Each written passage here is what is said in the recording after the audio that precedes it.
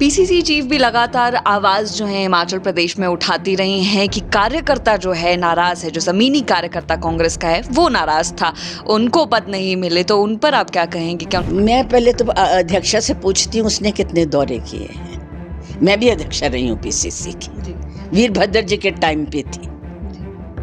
आप हिमाचली, आपको मालूम होगा कि हमारे भी डिफरेंसेस थे, ठीक है, लेकिन हम कभी प्रेस में नहीं गए थे, कभी मीडिया में नहीं गए थे। अब पुरानी वो सारी निकाल के देख लीजिए, मेरे टाइम की या वीरभद्र जी के टाइम की, कभी हमने अपने डिफरेंस जो है वो मीडिया में दिए हों। पहले तो मैं अध्यक्षा जी से पूछती हूँ, क्या उन्होंने कांगड़े का दौरा किया? क्या उन्होंने हमीरपुर का दौरा किया? क्या उन्होंने सोलन के वर्कर्स को पूछा? कौन से वर्कर्स के बाद जनरल हाउस की उन्होंने मीटिंग नहीं की, अपने ऑफिस बेरर की उन्होंने मीटिंग नहीं की? कौन से वर्कर्स के कह रहे हैं कि जिनको उन्होंने अनदेखा कर दिया है? मैं तो इसमें फेलियर जो है अध्यक्षा की भी मानती हूँ। तो कैसे कहती हैं कि वर्करों की नहीं सुनी गई है? क्या 2-3 आदमी जिनको वो चाहती थी वो नहीं बनाए, इसलिए वर्करों की नहीं सुनी गई? हिमाचल प्रदेश में अगर देखें तो जो 6 नेता गए हैं और उनका ये कहना भी था कि वो हाईकमान के पास भी कई बार गए, लेकिन उनकी मांगे नहीं सुनी गई और जो कद उनको मिलना चाहिए था प्रदेश में वो उनको नहीं मिल रहा था। अब आप राणा जी को देखो, राणा राजेंद्र पहले बीजेपी में थे, बीजेपी से लड़े, फिर कांग्रेस में आ गए, उनको एमपी की टिकट दी गई, उनकी वाइफ को एमएलए की टिकट दी गई थी। तो ये कौन सी उसकी बात कर रहे हैं? सुधीर का ये तीसरा इलेक्शन होगा, मिनिस्टर रहे हैं, ठीक है, हर बार कोई मिनिस्टर नहीं बनता। मैं इतनी बार रही हूँ, एक बार मिनिस्टर बनी हूँ, तो मैं पार्टी छोड़ दूँ? जो एक नेता जो चीफ मिनिस्टर एनएसयूआई में का प्रेसिडेंट रहा, यूथ कांग्रेस का प्रेसिडेंट रहा, हिमाचल प्रदेश कांग्रेस का प्रेसिडेंट रहा, एमएलए रहा, शिमला का काउंसलर रहा, क्या वो उससे सीनियर थे? अब आप मुझे बताइए, यहाँ से हेलीकॉप्टर से लेके जा रहे हैं और उनको चंडीगढ़ या पंचकूला रख रहे हैं, कौन पैसा दे रहा है? ये सारी बीजेपी की चाल थी। नमस्कार, मैं नेहा धीमान और फर्स्ट वर्डिक्ट मीडिया की ओर से आज की इस खास चर्चा में आप सभी का स्वागत है। दर्शकों, हिमाचल प्रदेश की राजनीति में क्या हुआ और क्या चल रहा है ये पिछले लंबे समय से हम देख रहे हैं। प्रदेश की राजनीति में जो कुछ बिगड़ा और जो कुछ बचा है उस पर चर्चा करने के लिए आज हमारे साथ मौजूद हैं कांग्रेस की वरिष्ठ नेता और पूर्व राज्यसभा सांसद विप्लव ठाकुर। विप्लव ठाकुर जी, बहुत बहुत स्वागत है। फर्स्ट मैं आपका भी स्वागत करती हूँ और आपके शुभकामना देती हूँ कि आपने जो ये चैनल शुरू किया है खूब तरक्की करे, इसके ज़्यादा से ज़्यादा सब्सक्राइबर बने और आप आगे बढ़ते। Thank you so much madam, आपने चैनल की तारीफ सबसे पहले कर दी। चलिए आगे बढ़ते हैं। देखिए विप्लव जी, आप कांग्रेस की वरिष्ठ नेताओं में से एक हैं। मैं आपसे जानना चाहूँगी, जो प्रदेश में परिस्थिति बनी है, ये जो पॉलिटिकल क्राइसिस हिमाचल प्रदेश में इस वक्त दिख रहा है, इसको कैसे आप देखती हैं? ये सारी सिचुएशन को आप कैसे आंकती हैं? देखिए, मैं जो ये क्राइसिस का आप कहा, हिमाचल का क्राइसिस, मैं इसको केवल हिमाचल का क्राइसिस नहीं कहती। ये भारतीय जनता पार्टी की जो सोच है, जो नीति है, जो उनके दिलों में सत्ता की भूख है, उससे ये क्राइसिस पैदा किए। केवल हिमाचल क्योंकि एक स्टेट यही थी जहाँ पे इनकी सरकार नहीं है, तो उसके लिए उनको बहुत ज़्यादा, मैं कहती हूँ, दर्द हो रहा था उनको। और ख़ास करके जेपी नड्डा जो हिमाचल के रहने वाले, अनुराग ठाकुर जो यहाँ के मंत्री भी रहे हैं, उन दोनों के होते हुए, अखिल जनसंघ का अध्यक्ष होते हुए वो अपनी स्टेट ना जीत सके, तो ये एक उनके लिए बहुत ही शर्म तो मैं वर्ड नहीं यूज़ करूँगी, लेकिन एक धक्का था उनको। तो इसलिए उसको करने के लिए ये एक चाल चली गई। और ऐसा होता है कि हर एक उसमें, और भाजपा का तो ये है कि वहाँ की किसी ना किसी की कमी देखी जाए, कमियों को ढूंढा जाए और उन कमियों को एक्सप्लॉइट करके उन लोगों को अपने साथ मिलाया जाए। तो यही इन्होंने किया यहाँ पे। कमियों की आप बात कर रहे हैं मैडम, हिमाचल प्रदेश में क्या कमी थी कांग्रेस की सरकार में जिसे एक्सप्लॉइट किया गया? सरकार में नहीं थी, जो गए हैं उनकी कमियों को ढूंढा जाता। आपको मालूम है कहीं ईडी की जाती है, कहीं इनकम टैक्स किया जाता है, कहीं कुछ और जो है इनके तरीके उनको अपनाया जाता है।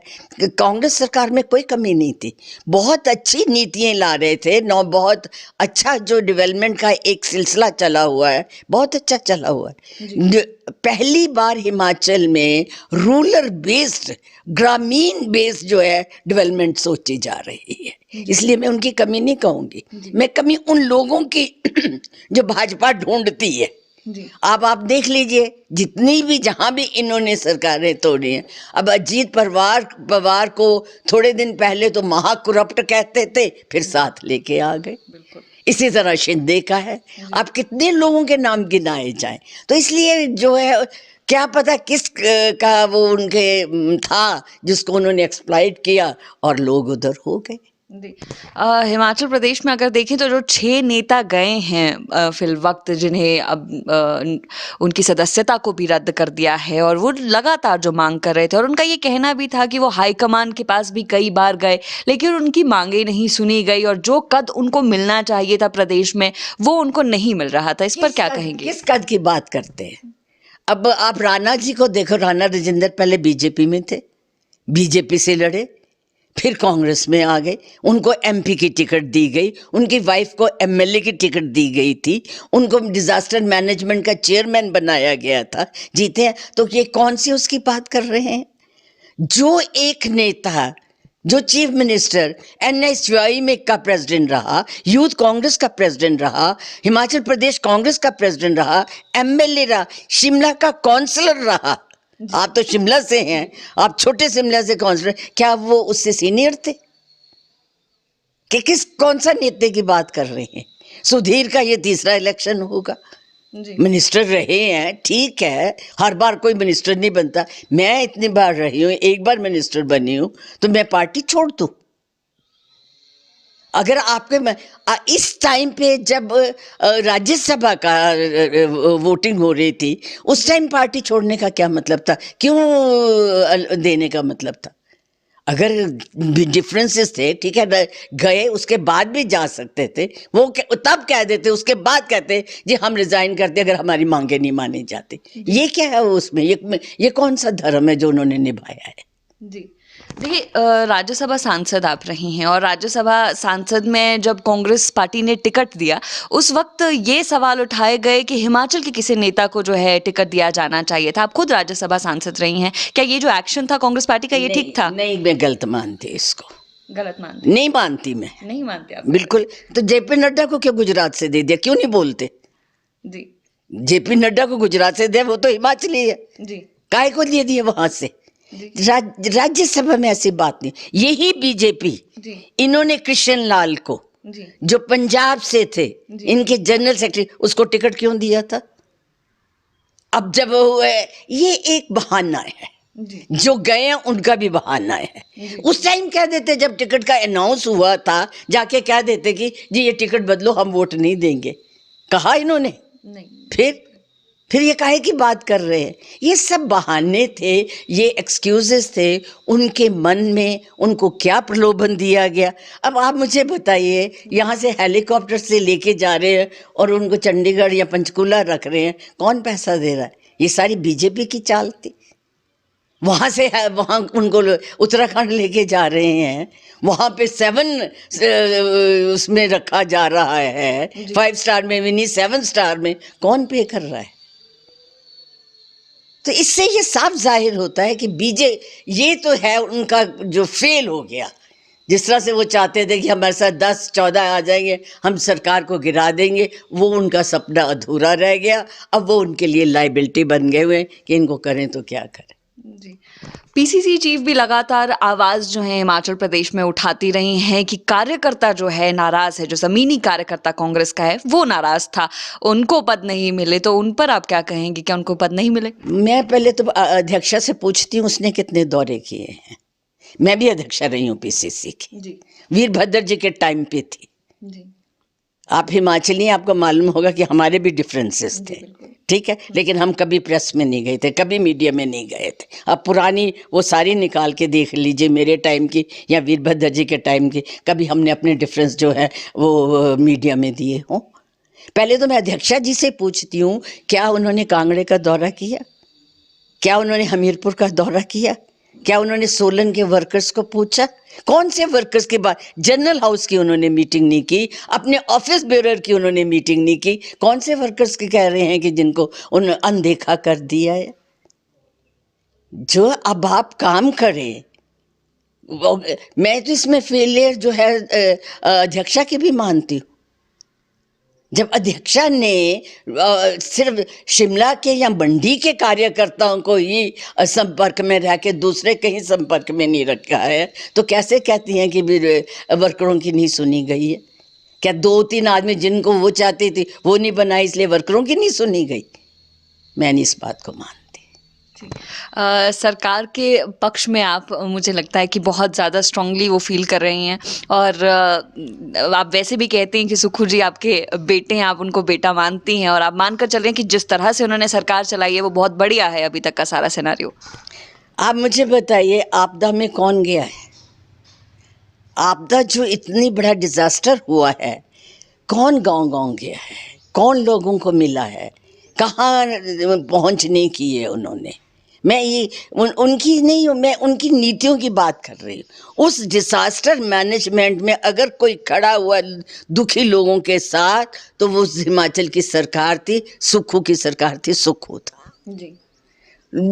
नॉर्म्स बदल के जी। उन्होंने पैसा दिया है घरों बनाने के लिए। 4500 करोड़ केंद्र सरकार ने तो कोई मदद नहीं की। ये जो मदद कहते हैं, अगर नेशनल हाईवे की सड़कें टूटी हैं तो नेशनल हाईवे वालों ने ही पैसा देना है ना। अगर उसमें वाटर, उसके मिशन में नालियाँ टूटी हैं या पाइपें टूटी हैं या जो कुछ है, उस मिशन के अंडर उन्होंने ही देना है ना। उसको अगर ये मानते हैं, मुझे बताइए कि हमारे यहाँ 300 आदमी जो लोग बेचारे इस डिजास्टर में गए हैं, क्या मोदी जी ने एक लफ्ज भी बोला है सिंपैथी का? बता दीजिए, किसी पेपर में आया, किसी चैनल में आया है कि मोदी जी ने ये कहा हुआ कि मुझे दुख है कि इस दुख में मैं उस दुख में उनके परिवार के साथ खड़ा हूँ? बोला? उत्तराखंड में हुआ तो बहुत बोल दिया, टनल कहाँ उसमें तो तब बड़ा बोल दिया, और वहां जाके हिमाचल के साथ क्यों सोते लवे? क्या यहाँ इंसान नहीं है? क्यों नहीं बोला उन्होंने? तो इसलिए मैं सुखू की भी, मैं अब जो कुछ हुआ उसमें उसकी इंटेलिजेंसी की गलती है। इंटेलिजेंस उसकी क्या कर रही थी? उसकी सीआईडी क्या कर रही थी? ये नहीं कि वो उसमें, लेकिन मैं ये कह रही हूँ कि जो काम कर रहा है जी।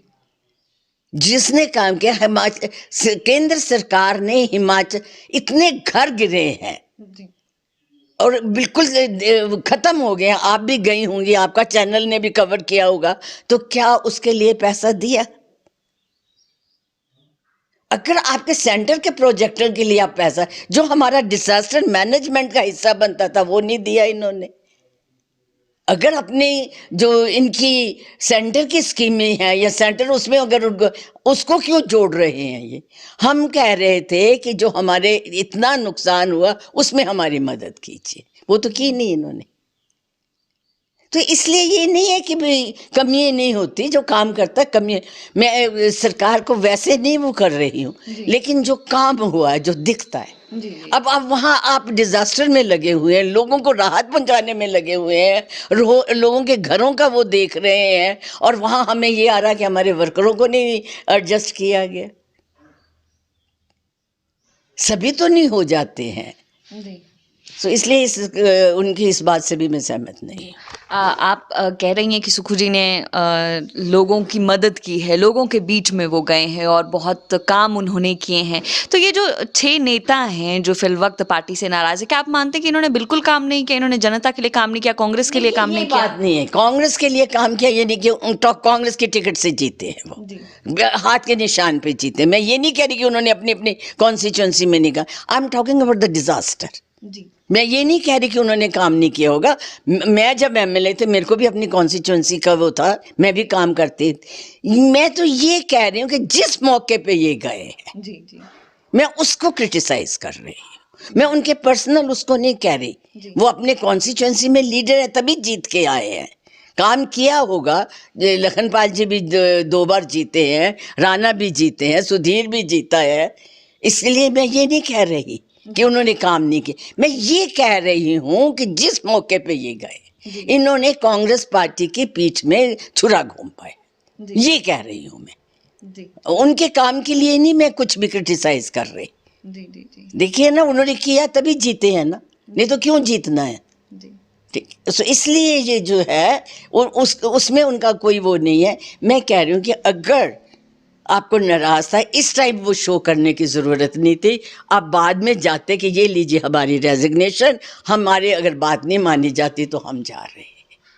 चलिए, आप कह रहे हैं कि कांग्रेस पार्टी के पीठ में छुरा भोंका है, क्या कांग्रेस ने इनके साथ जस्टिस की थी? बिल्कुल जस्टिस की थी। टिकटें किसने दी थी इनको, किसने जिताया इनको, किसके नाम से जीते हैं ये? क्यों नहीं कि इनको मिनिस्टर नहीं बनाया और वो नहीं कि इसलिए कांग्रेस उसने ज्यादती की है। आज तक जो काम होते रहे हैं, जब जीते हैं, चाहे वीरभद्र जी का टाइम, कांग्रेस ही इनके काम कर रही थी ना जी, कांग्रेस की सरकारें ही कर रही थी ना जी। तो फिर ये कैसे कह सकते हैं कि इनके साथ काम नहीं हुए या कुछ नहीं हुए? कांग्रेस पार्टी ने टिकट दी, इनको जिताया है, वहां गए जी, तो ऐसा कैसे कह होगे? देखिए, कांगड़ा से आता है मैडम, और कांगड़ा की जब भी हम बात करते हैं, जब भी हमने देखा पिछली सरकार में भी 3 कुल मंत्री पद थे, और कांगड़ा को लेकर एक अनदेखी का ये आरोप जो है लगता रहा कि कांगड़ा की अनदेखी की, कांगड़ा को मंत्री पद कम दिए।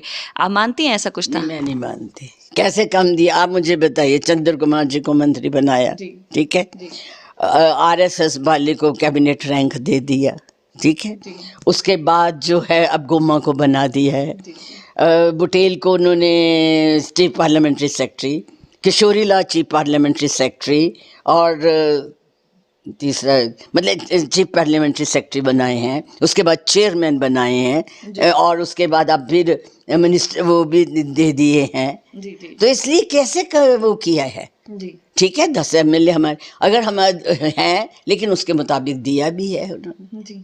अब जो उसमें अब आप कहते हैं कि चीफ मिनिस्टर हमीरपुर से जो डिप्टी चीफ मिनिस्टर है वो हमीरपुर पार्लियामेंट्री कौन, लेकिन यहाँ पे जो दिया गया है, अब सुधीर को नहीं बनाया तो इसलिए ज्यादती हो गई है कांगड़े के साथ।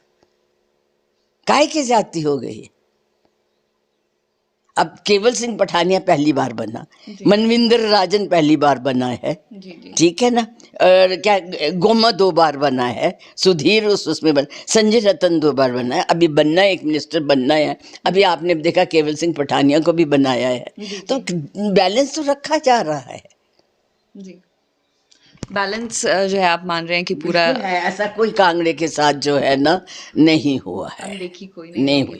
इसमें ये जो पूरा घटनाक्रम रहा, इसमें जो बीजेपी का इन्वॉल्वमेंट जो माना जा रहा है जिस तरह से, या हिमाचल प्रदेश में भी जिस तरह से देखने को मिला कि जो भी किया, या अभी जिस तरह बीजेपी का जो इन्वॉल्वमेंट है उन नेताओं को रखा गया है, ये जो बीजेपी की मिशन लोटस वाली टैक्टिक्स है, ये जो आपने शुरुआत में भी जैसे कहा कि कई राज्यों में कर चुकी है, इसको कैसे आप देखते हैं? ये लोकतंत्र के लिए कितनी खतरनाक है? ये लोकतंत्र की हत्या है।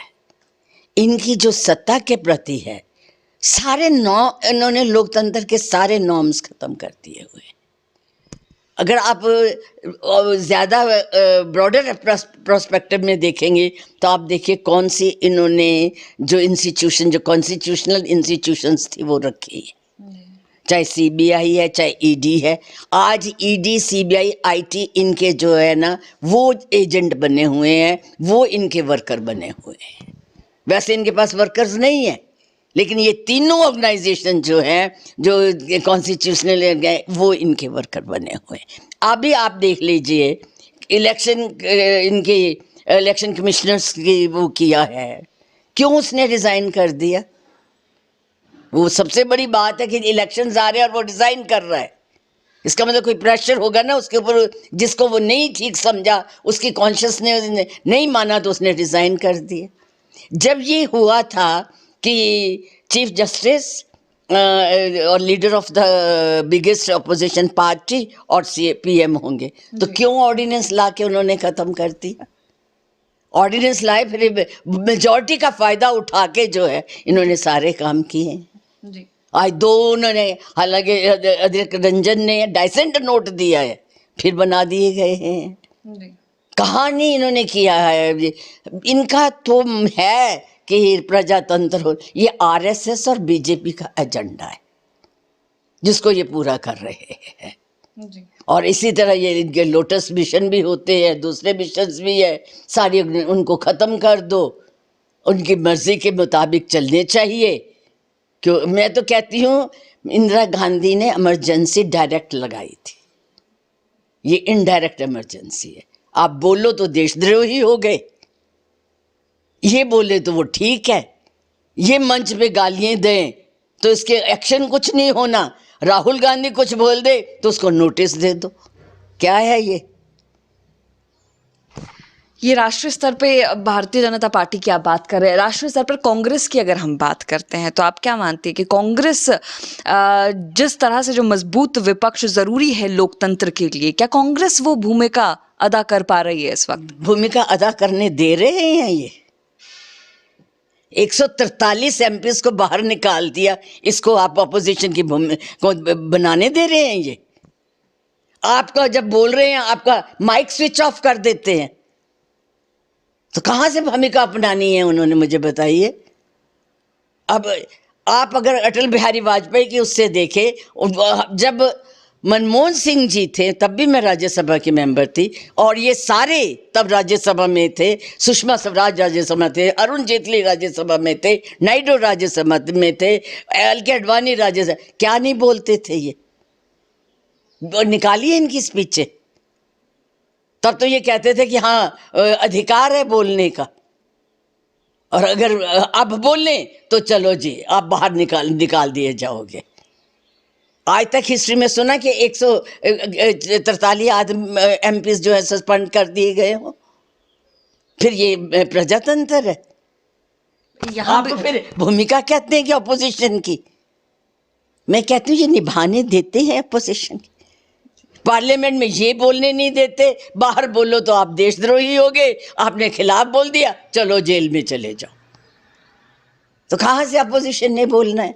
आज किसान क्या कर रहे हैं, यूथ क्या कर रहा है बेरोजगारी के लिए? ये एजिटेशन जो है, ये एक पार्लियामेंट में आके वो पर्चे फेंक जाते हैं, या वो क्या बैलून में फेंक जाते हैं, तो कहाँ वो अपोजिशन नहीं थी? तो इसलिए ये जो कहना है कि अपोजिशन अपनाने है, मैं इसको नहीं मानती हूँ। जब आपको बोलने ना दिया जाए, मैं जब थी अब 20 तक जो था उस टाइम फिर थोड़ा सा वो था, हम बोलते थे, सुना जाता था। कई बार नायडू जी हमारे वो थे, कह भी देते थे कि ये एक्सपंज हो जाए, निकाल दिए जाओगे।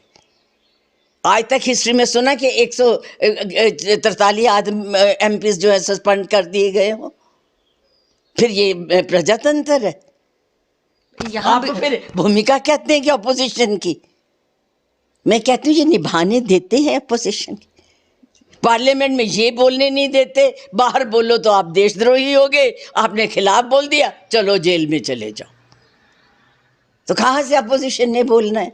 आज किसान क्या कर रहे हैं, यूथ क्या कर रहा है बेरोजगारी के लिए? ये एजिटेशन जो है, ये एक पार्लियामेंट में आके वो पर्चे फेंक जाते हैं, या वो क्या बैलून में फेंक जाते हैं, तो कहाँ वो अपोजिशन नहीं थी?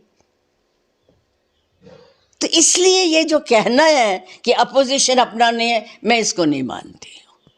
जब आपको बोलने ना दिया जाए, मैं जब थी अब 20 तक जो था उस टाइम फिर थोड़ा सा वो था,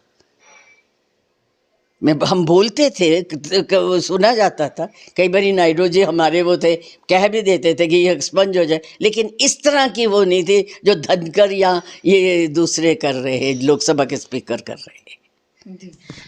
एमपीज को सस्पेंड करने की मामा बात कर रहे हैं, हिमाचल में भी तो सस्पेंड किए गए थे विधायक। बिल्कुल किए गए थे। जब आप प्रथा तो इन्होंने शुरू की, हिमाचल वालों ने फॉलो कर लिया। तो मत आप करें तो सही। नहीं, बिल्कुल नहीं, हम तो उसको भी नहीं। जो गलत काम है गलत है। अगर आप उसमें आते हैं, शोर है हमें भी जब शोर होता था हाउस एडजर्न हो जाता था, निकाल भी दिया जाता था, एक हफ्ते के लिए निकाल दिया, या फिर एक को निकाल दिया, दो को निकाले, 143 को तो नहीं निकाला जाता था। यहाँ भी वही किया गया, 15 को निकाला गया, 25 से 10 तो बैठे हुए थे ना। जी, तो आप मानती हैं कि गलत किया नहीं, सरकार? गलत नहीं मैं कहती। देखिए, अगर आप जो डिकोरम है या कोरम है उसके उसमें जाते हैं या कुछ करते हैं तो जरूर होना चाहिए एक्शन, पर बिना उससे नहीं कि भी आप बोले ही ना दिया जाए आपको, जी तो उसके उसमें आप कर दो, वो गलत है। जी, मतलब जो यहाँ किया सरकार ने वो गलत नहीं था? नहीं, मैं तो नहीं मानती उसको गलत, क्योंकि जब आप जिस उसमें ले रहे हैं, कर रहे हैं क्या, और आपने नोटिस दिया या नहीं दिया है, एक्सेप्ट हुआ या नहीं, वहाँ तो बिना उसके भी आपको निकाल देते। नोटिस की तो बात ही नहीं होती, वो कुछ बोला नहीं, चलो जी, आप मांग कर रहे हैं कि हमें डिस्कशन का मौका दिया जाए, और डिस्कशन मौका देने के बजाय उनको सस्पेंड कर दो। जी।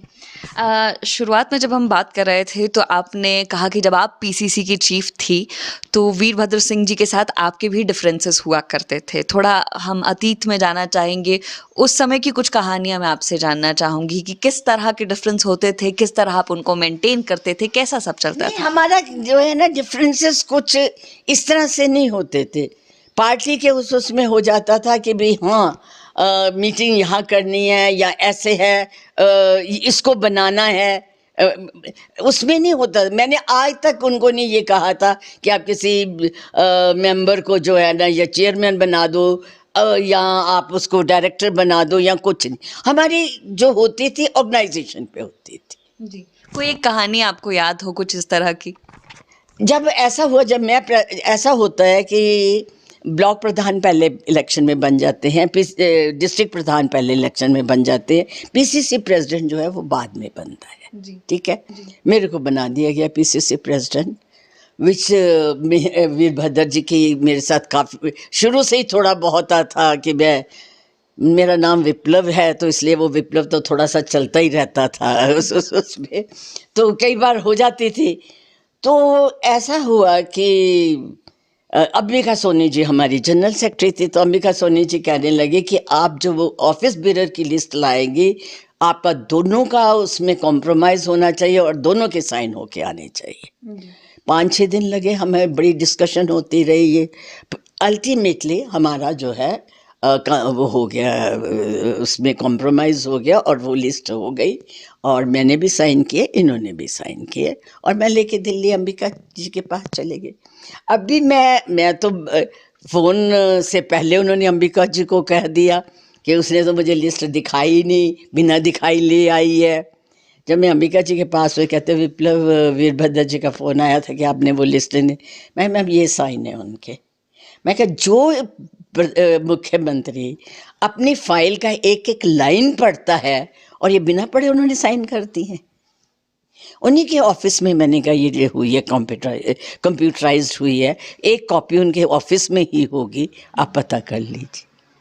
फर्स्ट ये, फिर उन्होंने कहा कि बुटेल जी को नहीं आप लिया, ये हमारे आशीष बुटेल, बीज बिहारी बुटेल। मैं कहा जी वो गलती हो गई है, वो सीनियर लीडर है, ओवरलुक हो गए, मैंने उनको ले लेना है।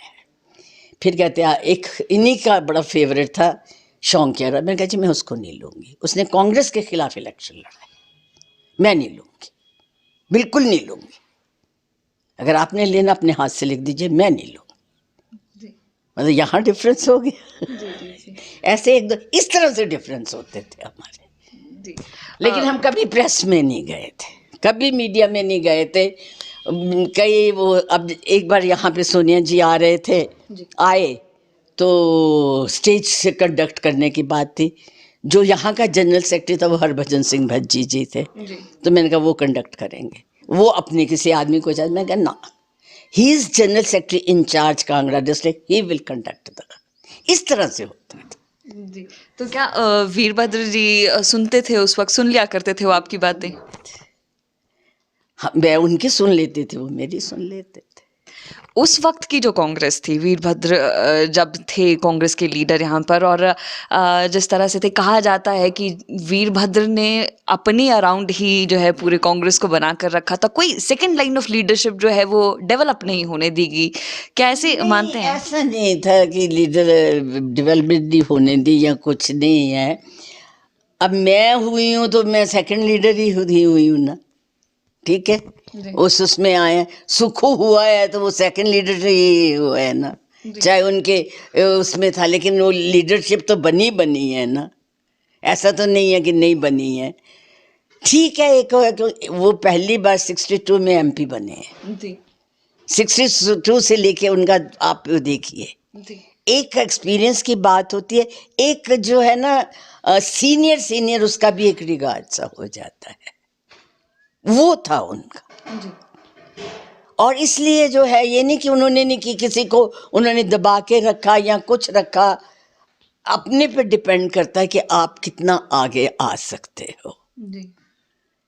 अब मैं भी 85 में आई, आशा कुमारी भी 85 में आई, ठाकुर रामलाल भी 85 में आए, भज्जी भी 85 में आए, कुलदीप पठानिया जो आज स्पीकर हैं वो भी 85 के ही थे। तो हम सारे उसी नए उसमें थे, लेकिन उसमें आशा अपने ढंग से लीडर बनी। अब ये जो है कि भाई चीफ मिनिस्टर या उसकी जो बात होती है वो डिपेंड करता है कि आप कितने अपने उसमें कर सकते हैं। आज अगर सुखू बना है तो ये कोई हाईकमांड के उससे नहीं है, ये बना इसके साथ एमएलएस थे, तो बना दिया फिर मेजॉरिटी के उसमें। लेकिन जब वीरभद्र सिंह वाले उनकी बात हम करते हैं, तो जब तक वो थे तब तक तो मुख्यमंत्री अब जो हैं सुखविंदर सिंह सुक्खू, वो मंत्री भी नहीं बन पाए नहीं उसमें। बनाया, लेकिन वो मुख्यमंत्री बन गए। अब नहीं बनाया उन्होंने, ठीक है, नहीं बनाया, तो इसमें तो कोई बात नहीं है ना। अब इसे यही कहते हैं, तो सुक्खू ने तो पार्टी नहीं छोड़ी, सुधीर क्यों छोड़ गया, राणा क्यों छोड़ गया? सुक्खू तो उसको तो चीफ पार्लियामेंट्री सेक्रेटरी भी नहीं बनाया था, फिर भी वो पार्टी में रहा ना। यहां से ही आप डिफरेंस देख लीजिए। चलिए, ये तो अभी का जो सिनेरियो है या उससे रिगार्डिंग, या पुरानी जो हमने कुछ बातें की हैं उससे रिगार्डिंग, अब लोकसभा इलेक्शन जो है मैडम आने वाले हैं, और इस लोकसभा इलेक्शन में किस तरह से इस तरह की चर्चा भी चल रही है कि शायद बीजेपी से चुनाव लड़ सकते हैं सुधीर शर्मा, कांगड़ा कॉन्स्टिट्यूएंसी से। तो बीजेपी जाने, सुधीर शर्मा जाने, मैं इसमें कुछ नहीं है, कुछ भी कर सकते हैं सुधीर तो शर्मा। कांग्रेस आप क्या मानकर चल रही है, कैसा परफॉर्म करेगी इस बार लोकसभा में? डिपेंड करता है कि टिकट किसको देती है कांग्रेस। अच्छा करेगी, जरूर अच्छा करेगी। ओवरऑल अगर पूरे देश की हम बात करें तो कैसा आपको लग रहा है, क्या तैयारियां हैं? अगर ईवीएम्स और जो इनके ये बन गए हैं इलेक्शन कमीशन, जी, मैं नहीं समझती कि ये फेयर इलेक्शन होने देंगे। सबसे बड़ी बात ये है, अब आप जहां ईवीएम्स बनती हैं, हिंदुस्तान इलेक्ट्रॉनिक्स, 4 तो इन्होंने अपने डायरेक्टर बना के रखे हुए हैं। क्या एक्सपेक्ट करेंगे आपको? जनता लड़ेगी इलेक्शन, लीडर नहीं लड़ेंगे। आप ठीक है, आज जनता बोले ना बोले, लेकिन उसके पास एक ही हक है, वो है वोट देने का, वो उस टाइम करती है। तो ये जो इलेक्शन होगा ये जनता का इलेक्शन होगा, लीडरों का नहीं होगा। लीडर नहीं लड़ेंगे और जनता लड़ेगी इलेक्शन। ये इलेक्शन में हम देखेंगे कि आखिर क्या सिचुएशन जो है वो रहने वाली है। आप कह रहे हैं फेयर इलेक्शन नहीं होगा इस बार। आज की हमेशा ही नहीं हुए, आप इस बार की बात कर रहे हैं कि फिर कब फेयर इलेक्शन हुए हैं? क्या आपके मध्य प्रदेश में फेयर इलेक्शन हुआ? वहां फेयर हुआ है, खुले आम। आपके सोशल मीडिया पे चैनल वो तो बोल रहे थे कि हम पूछने गए, वहां बाहर से औरतें निकल रही हैं, वो कहती वहां लड़के खड़े हुए हैं कि यहाँ वोट डाल लो। फेयर इलेक्शन हुआ था। अगर ये सरकार दोबारा आ गई तो आप जो वोट देने जाते हैं वो भी नहीं दे पाएंगे। आपके एक ही होगा, किसी को करना है, इसी को बनाना है। अगर प्रजातंत्र और अपनी आवाज को जिंदा रखना चाहते हैं, अगर बेरोजगारी को, महंगाई को और इन सब चीज़ों को, मणिपुर के हालात देखते हुए अगर आपको वो देना है, तो अपनी आत्मा की आवाज़ सुनिए और जो है इन लोगों को इससे हटाइए। तो ये क्वेश्चन दोबारा कर सकते हैं एक बार, सिर्फ लास्ट संदेश वाला। ठीक है। नहीं, आप पूछना दोबारा। अच्छा ठीक है। विप्लव जी, अंत में अगर जनता के नाम आप कोई संदेश देना चाहती हैं तो फर्स्ट वर्डिक मीडिया के माध्यम से दे सकती हैं। नहीं, मैं जनता को यही कहूँगी कि आज के हालात को देखते हुए, अपने नौजवान बच्चों का भविष्य देखते हुए और बेरोजगारी, गरीबी, 80 करोड़ लोगों को आप राशन दे रहे हैं, क्या संदेश दे रहे हैं कि 80 करोड़ लोग जो है आज भी हमारे भूखे रह रहे हैं। आप 5 किलो राशन दे के क्या उनका तसल्ली दे रहे हैं? क्या शो करना चाह रहे हैं? इस 10 सालों में क्या किया है आपने? मैं यही संदेश देना चाहूँगी कि आप अपनी आत्मा की आवाज़ सुनिए, नहीं तो आप वोट देने के हकदार भी नहीं रहेंगे। हालात देखिए, मणिपुर की सिचुएशन देखिए, अपने घर की हालात देखिए। जो आज आप आवाज़ थोड़ी बहुत भी उठा सकते हैं वो भी नहीं होगी। इसलिए इस लोकतंत्र को बचाने के लिए, प्रजातंत्र को बचाने के लिए अपनी आत्मा की आवाज़ सुन के, किसी डर के बिना, किसी लोभ प्रलोभन के बिना आप अच्छी सरकार बनाने के लिए वोट दीजिए। तो जनता के नाम ये संदेश, और उम्मीद है जनता को ये संदेश भी पसंद आएगा और ये खास, बहुत खास चर्चा भी आप लोगों को पसंद आएगी। तो इस वक्त हमारे साथ थी कांग्रेस की वरिष्ठ नेता, पूर्व राज्यसभा सांसद विप्लव ठाकुर। धन्यवाद।